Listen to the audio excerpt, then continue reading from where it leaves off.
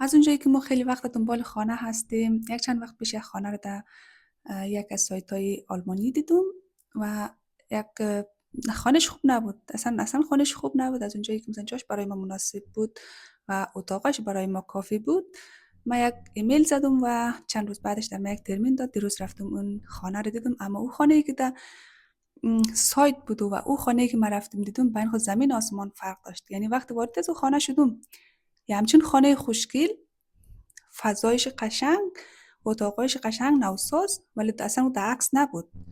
و اونجا بود یک چیزی یادم آمد.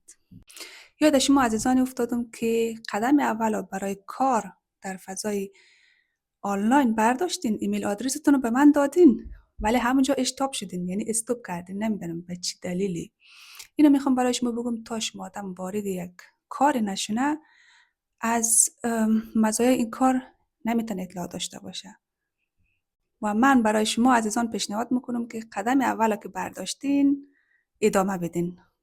همینطور که بقیه تانستن، من تانستم، شما هم مطمئنم، یعنی 100% مطمئنم که میتونید این کار انجام بدید و از پسش بر بیایید و نتیجه خیلی فوق العاده بگیرین.